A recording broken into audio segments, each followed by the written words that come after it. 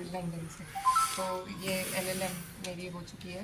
तो इसके बाद मैं राजनीति में मेरा इरादा था पीएचडी करने का, लेकिन कुछ परिस्थितियाँ ऐसी बनी और मैं राजनीति में आई और फिर दिलचस्पी बढ़ती चली गई। तो अब ऊपर वाले की कृपा से लोकसभा का कैंडिडेट मुझे बनाया गया है हमारे माननीय अखिलेश जी द्वारा। तो मेहनत कर रहे हैं अपनी फील्ड में और आगे के यही प्लान है कि 5 साल तक अपने लोगों की अगर मौका मिला, नहीं भी मिला तो भी लोगों के बीच में रहेंगे और उनकी सेवा करेंगे।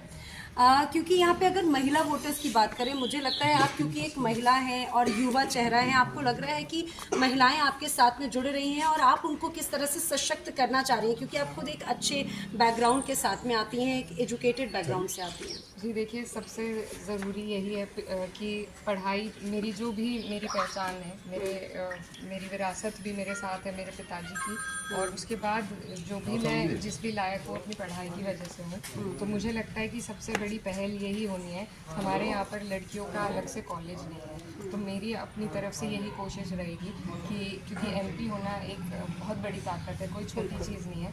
तो अगर मुझे ये मौका मिलता है तो चाहे प्राइवेट इन्वेस्टर्स के द्वारा हो या सरकार के द्वारा हो, जो भी हमारी कोशिश रहेगी वो पढ़ाई के लिए ही रहेगी। हम लड़कियों का यहाँ पर एक कॉलेज खोलना चाहते हैं, तो जैसे भी तैसे होगा हम उसमें पूरा प्रयास करेंगे। और यहाँ पर सेहत के लिए भी जो इंफ्रास्ट्रक्चर है, यहाँ पर हेल्थ केयर फैसिलिटी बहुत कम है और हमारे पूरे ज़िले में एक ही महिला डॉक्टर है। तो महिलाओं के लिए बहुत बड़ी चुनौतियाँ हैं ये।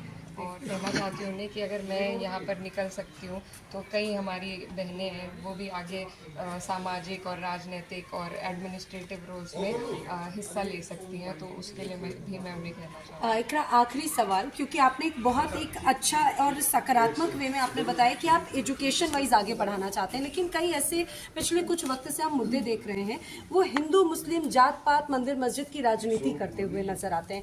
आपको लगता है कि चुनावों में इस तरह के मुद्दे नजर आ रहे हैं और आप उनके लिए क्या कहेंगे, और इसी में आप ये भी बता दीजिए अपनी जीत को लेकर कितनी आश्वस्त है?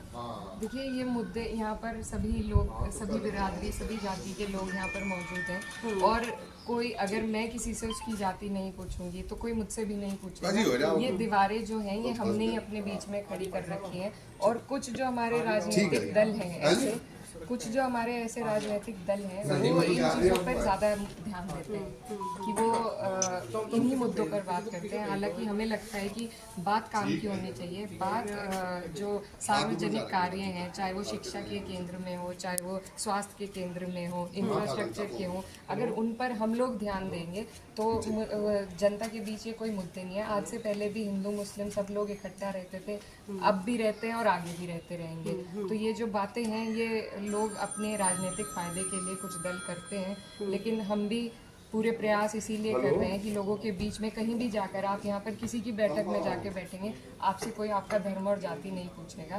तो हमारे लोगों के अंदर बहुत प्यार है और वही प्यार हमें बरकरार रखना है, भाईचारा बरकरार रखना है और अपने इलाके को कुछ ऐसे जो दल हैं जो भेदभाव फैलाते हैं उनसे बचा कर रखना है। अपनी जीत को लेकर आप कितने आश्वस्त हैं? आपने इसका जवाब नहीं दिया। देखिए, बड़े बोल में बोलना नहीं चाहती, लेकिन जिस तरीके से सभी का प्यार और आशीर्वाद हमें मिल रहा है तो पूरी उम्मीद है। आगे फैसला तो रिजल्ट के बाद ही आएगा, लेकिन उम्मीद पूरी है और सभी से हमें आशीर्वाद मिल रहा है। तो हम अपने प्रयास में आज भी लगे हुए हैं। चलते चलते एक सवाल मेरे दिमाग में आया, क्योंकि यहाँ की जो सियासत है, कहा जाता है आरएलडी का गढ़ माना जाता था ये जो जाटलैंड है। विधानसभा चुनावों में जयंत चौधरी जो का गठबंधन समाजवादी पार्टी के साथ में था, लेकिन लोकसभा चुनाव के जस्ट पहले चीजें बदल गई, क्योंकि वो भी युवा नेता हैं, आप भी युवा नेता हैं। आप क्या कहती हैं इस बदलाव को और क्या इसका इम्पैक्ट पड़ेगा? देखिए, क्योंकि यहाँ पर जो लोकल इश्यूज जो हैं इस बार पहली बार हम देख रहे हैं 2014 के चुनाव के बाद पहली बार ऐसा है कि जो लोकल इश्यूज हैं वो इतने प्रखर रूप से सामने आ रहे हैं, क्योंकि लोग परेशान हैं, त्रस्त हो चुके हैं। अब यहाँ पर हम सिर्फ एक ही चेहरे पर वोट देंगे, हर जगह तो एक चेहरा आके काम नहीं कर सकता। तो लोग इस बात को समझ रहे हैं कि जो स्थानीय जनप्रतिनिधि है, जब तक हमारे वो मजबूत नहीं होंगे तब तक ना तो हमें सरकार का लाभ मिलेगा ना किसी योजना का लाभ मिलेगा। तो जो ये बड़ी जो देश की राजनीति जिस तरीके से चल रही है और भाजपा जिस तरीके से एक जगह पर हर जगह चुनाव लड़ती आ रही है, तो ये पहली बार ऐसा हुआ है कि अब लोकल इश्यूज़, क्योंकि 10 साल से दबे हुए ये इश्यूज़ रहे हैं, क्योंकि इनके जो लोग हैं, मैं हमेशा कहती हूँ कि भाजपा में किसी भी नेता का कोई वर्चस्व नहीं है, भाजपा किसी नेता का वर्चस्व बनने भी नहीं देती है। तो यहाँ के जो जनप्रतिनिधि जो बीजेपी के होते हैं वो अक्सर निष्क्रिय पाए जाते हैं, तो वो बात अब हमारे लोगों को 10 साल के बाद समझ में आने लगी है, और इसीलिए मुझे लगता है लोग ऐसे लोगों को भी अपने बीच में चाहते हैं जो वैसे भी उनके सुख दुख में, उनकी समस्याओं में आते रहें और उनका संसद तक उनकी आवाज़ उठाते रहें। और आपने आरएलडी का सवाल किया, तो बिल्कुल ये आरएलडी का इलाका ज़रूर है, और हम सभी यहाँ पर चौधरी चरण सिंह जी के अनुयायी हैं, और मेरे मन में बहुत सम्मान है जयंत चौधरी जी के लिए।